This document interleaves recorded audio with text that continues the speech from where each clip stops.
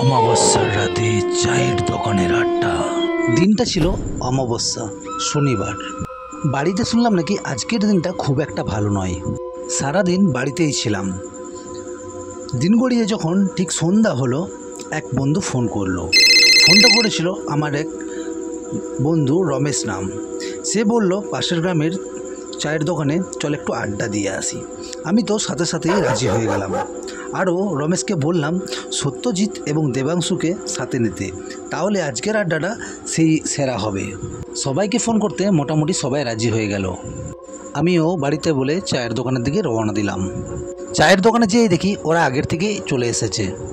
চায়ের দোকান পৌঁছাতে পৌঁছাতে প্রায় দেখি সন্ধ্যে 7টা বেজে গেছে। আজ প্রায় 4 বছর পর আবার সব বন্ধু একসাথে চায়ের টেবিলে। গল্পটা বেশ জমেছিল। গল্প করতে করতে কখন 4 কাপ 5 কাপ চা খেয়ে নিয়েছি কিছু বুঝতেই পারিনি। সময়টাও প্রায় অনেকটাই হয়ে গেছে। এরা সব আমার স্কুলের বন্ধু, তাই অনেক গল্প জমেছিল। গল্প করতে করতে প্রায় 11টা বেজে গেছে। উজ্জ্বল কাকা তখনই চায়ের দোকান বন্ধ করবে। উজ্জ্বল কাকা বলে বসলো, কিরে এরপর তোরা গল্প করাটা বন্ধ কর, রাত তো অনেক হলো, দোকানপাট তো এবার বন্ধ করতে হবে। উজ্জ্বল কাকার কথা মতো আমরা কিন্তু উঠে গেলাম। এরপর আমরা বাড়ি চলে যাব। যদিও বা রমেশ, দেবাংশু, সত্যজিতের বাড়ি এখানে, আমার বাড়ির দূরত্বটা অনেকটা বেশি। হঠাৎ করে রমেশ আমাকে বলে বসলো, কিরে একা বাড়ি যাবি, যেতে পারবি তো? নাহলে আমরা একটু আগে দিয়ে আসি, চল তোকে। তোদের ওইদিকে তো আবার জঙ্গলের রাস্তা, একটু সন্দেহ হলেই ভূতের উৎপাত বাড়ে শুনেছি নাকি। অনেক মানুষই নাকি তোদের ওই জঙ্গলে ভূত দেখেছে। তার চেয়ে বরং চল তোকে একটু এগিয়ে দিয়ে আসি, তাতে করে আমরাও নিশ্চিন্ত থাকবো, তুইও সুরক্ষাভাবে বাড়ি ফিরতে পারবি। রমেশের কথা শুনে আমি একটু হেসে বললাম, তোরা হয়তো ভুলে গেছিস আমার দাদুর ভয়ে বাঘে গরুতে এক ঘাটে জল খেত, আর আমি তার নাতি। তোদের মনে হয় যে ভূতে আমাকে কিছু করতে পারবে? আমিও হালকা হেসে বেরিয়ে গেলাম। ওদেরকে বললাম চল রে, বেরালাম। ওরা আমাকে বলল সাবধানে যাস, চল আবারও পরে দেখা হবে। আমিও হালকা হেসে বেরিয়ে গেলাম। আমার বাড়ি যেতে ছোট্ট একটা জঙ্গল পড়বে। জঙ্গল পেরোলেই ওই খানিকক্ষণের রাস্তা।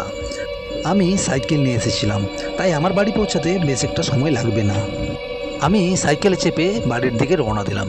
ঠিক জঙ্গল ঢুকবো, জঙ্গল ঢোকার আগে আমার সাইকেলের চেনটা গেল কেটে। আমিও মনে মনে ভাবলাম, এই তো সেদিন আগে সাইকেলটা সারালাম, তাহলে আজ হঠাৎ চেনটা কেটে গেল কেন? আচ্ছা, মুশকিলে পড়া গেল। কী যে করি এরপর কিছু বুঝতেই পারছি না। এখন এতটা রাস্তা পায়ে হেঁটে যেতে হবে, আর ওই পায়ে হেঁটে যাওয়া রাস্তায় আমার কাল হয়ে দাঁড়ালো। কয়েক পা হাঁটার পর এমন যেন মনে হলো জঙ্গল থেকে এক ভালো জাতের গরুর আওয়াজ শুনতে পেলাম। ওই গরুর আওয়াজ শুনতে পাওয়ার পর আমি একটু ভয় পেয়ে গেলাম, কিন্তু তখনও আমার বুকে অনেকটাই সাহস। আমি বুকে সাহস নিয়ে হাঁটতে থাকলাম। কিছুটা যাবার পর মনে হলো একটা ওই 10-12 বছরের মেয়ে কাঁদতে কাঁদতে আমার পিছন পিছন আসছে। কিন্তু আমি বুকে সাহস নিয়ে পিছন ফিরে তাকালেই মেয়েটা কেমন যেন উধাও হয়ে যাচ্ছে। তখন আমি অনেকটাই ভয় পেয়ে যাই, কিন্তু আমাকে বাড়ি তো ফিরতেই হবে। আমি ভয় পেয়ে পিছন ফিরে আর তাকাইনি। তখন হঠাৎ করেই সামনের দিক থেকে এক দ্রুত গতিতে ট্রাক আসতে থাকে, যেন সে আমাকে এক্ষুনি চাপা দিয়ে দিবে। ট্রাকটা আমার কাছে আসতে না আসতেই আমি ঝিটকে পড়ে গেলাম রাস্তার সাইডে। তারপর আমার সাথে যা হলো, আমি রাস্তার সাইডে পড়ে যাওয়ার পর হঠাৎ যখন আমি উঠতে যাব, ওঠার সময় দেখি 4-5 জন আমার সামনে দাঁড়িয়ে আছে, যাদের কারুকার হাত নেই, কারুকার মাথা নেই, যাদের শরীর থেকে একদম দেহটা আলাদা। আমি তাদেরকে দেখে বেশ ভয় পেয়ে গেলাম। তখন আমার শরীর থেকে কল কল করে ঘাম দিতে থাকে, হাত পাগুলো কেমন যেন কাঁপতে থাকে। আমিও ভয়ে ভয়ে ওদের দিকে তাকালাম। আর আমি যখন ওদের দিকে তাকালাম তখন ওরা আমাকে বলে বসলো, অনেক দিন তাজা রক্ত খাইনি। আবার কেউ বলছে অনেক দিন মানুষের কাঁচা মাংস খাইনি। তখন আমি বেশ ভয় পেয়ে গেলাম। ওদের কথা শুনে আমার শরীর একদম ঠান্ডা হয়ে গেল। ওরা যখন কথা বলতে বলতে আমার দিকে আসতে থাকে, আমি তখন সাইকেলটা ফেলে দিয়ে দৌড়াতে থাকি, আর ওরাও আমার পিছন পিছন দৌড়াতে থাকে। দৌড়াতে দৌড়াতে বলতে থাকে, কোথায় পালাবি, আজ তো তোকে খাবোই, আজ তোর শেষ দিন।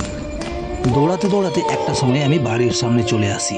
আর আমি বাড়ির সামনে আসতে আর কিন্তু ওদের দেখা পেলাম না। আর আমি ভয় পেয়ে দেরি না করে তাড়াতাড়ি বাড়িতে ঢুকে পড়লাম। আজকের রাতের বিষয়টা নিয়ে আমি কাউকেই কিছু বললাম না।